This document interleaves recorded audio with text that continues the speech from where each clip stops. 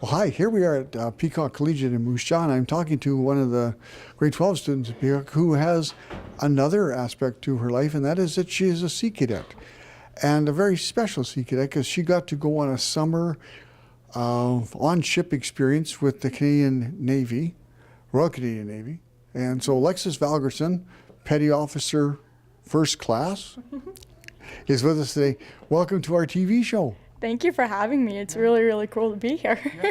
Well, your CO and some of your officers, Bonkowski's, wanted to celebrate the fact that you had. This is a pretty special thing. How many cadets in the country get to go and do what you did? There are 2 deployments in total, but the one that a majority of the cadets across Canada are allowed to go on is the one that happens in the fall, which is the Canadian deployment, which there are 32 cadets total, split between 2 ships.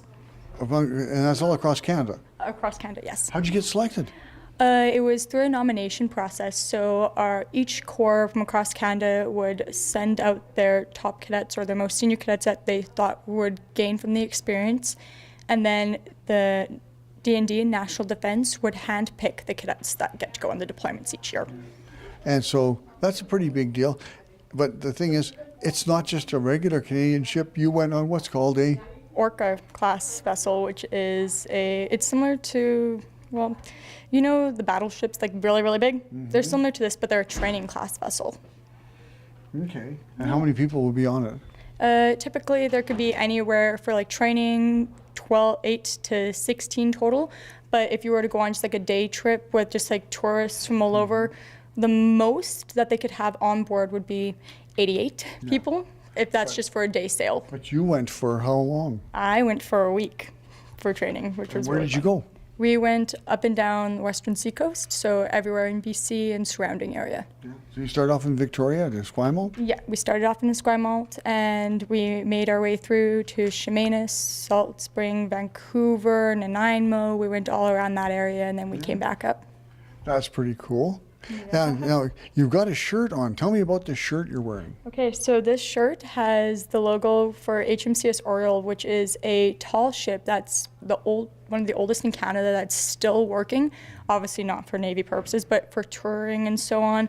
And instead of it being like an orca vessel, so like more like a machine and everything, this one's a wooden vessel. So it's like a giant sailboat, pretty much. Just turn around and let's see your back. And that's what the ship looks like. That's a replication of it. So that's where you were. And turn back around now. We'll talk to you. So, but did you spend much time on a ship like that? On this one, I was lucky enough to work with it during the summertime at HMCS Quadra this summer, which was an absolute blast. I was there for. You were a summer employed cadet. Yeah, I was one of their staff cadets in their boat shed area. So I was working with all different types of boats, Zodiacs, 420s, Echoes, whalers, and then, of course, the orcas. And then the Oriole as well. Yeah, and so it was pretty, and that was like a 6-week summer camp? 7-week training. So we would go out a week before the rest of the cadets just to go through certain training protocols and just like get another like hands-on experience with the vessels that we would be working with, and then have a way of understanding how to teach to the cadets that were coming in. Yeah, and you were in the boat, so what responsibilities did you have in that area? So being in boat shed, not only was I in charge of fueling up the boats and also maintenance, but I was also in charge of teaching on the water classes. So teaching children about whalers, about 420s, how to drive, along with teaching them how to get their boating licenses, which was pretty fun. Yeah. Yeah. How long have you been in cadets yourself? I've been in cadets going on 10 years. Since Navy League, of course. Navy League and Sea, yeah. So Navy League for 5, Sea Cadets for 5, and yeah, so 10 years in total with the cadet program, and it's an absolute blast. I love it. And so you're in grade 12 this year. I am in grade 12. What happens for you in the cadet world beyond this? Well, typically with the cadet organization, you could go until you're 19 years old and then you're aged out.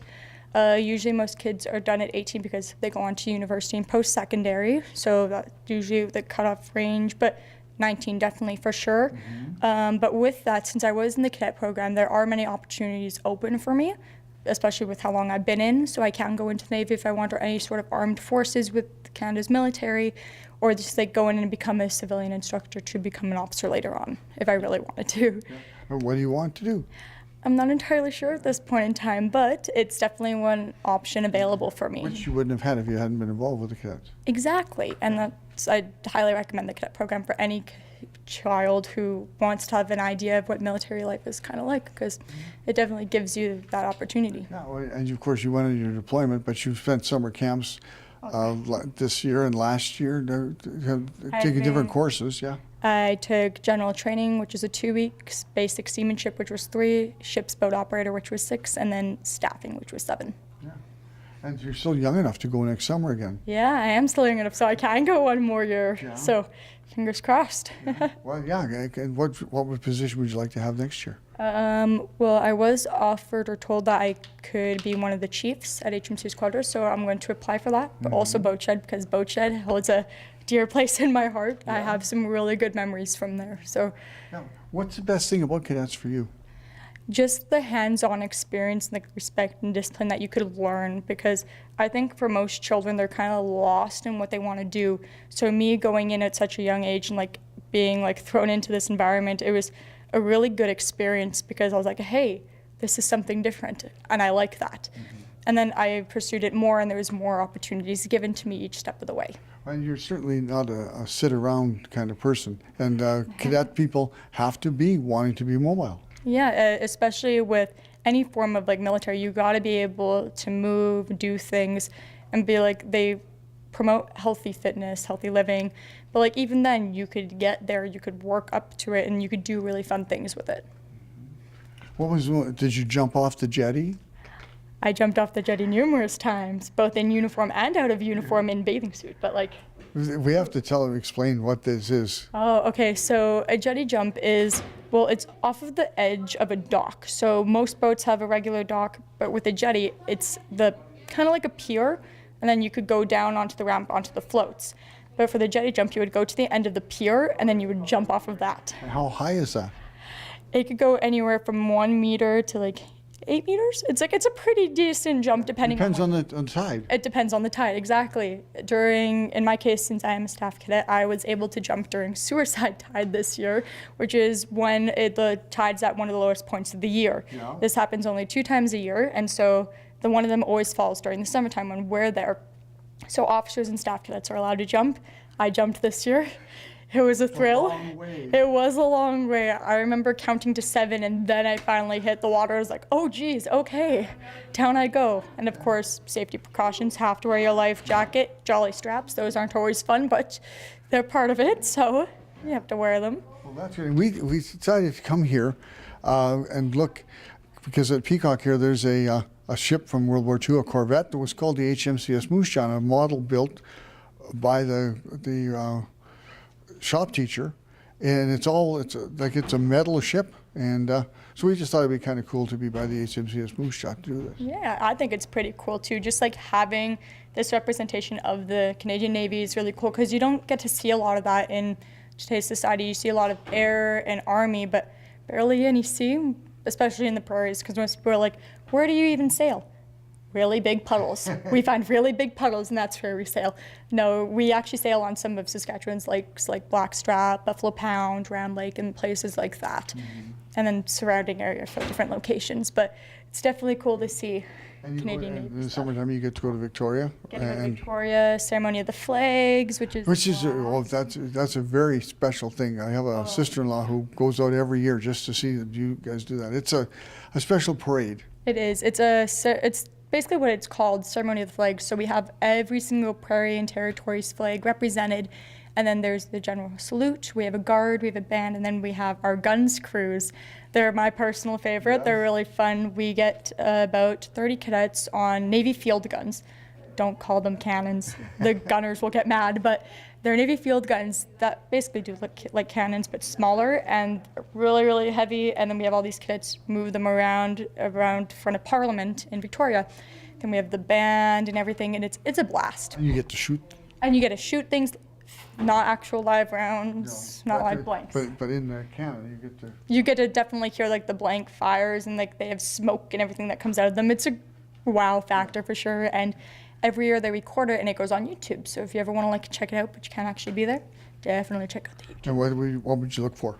Ceremony of the Flags Victoria, and then any year dating back to I think 2010, we have some going up from back then. So like we got quite a few, and then we don't just do it in Victoria, we also do it in Comox, and we also have the Alumni Parade, which is basically the Ceremony of the Flags, but held at HMCS Quadra.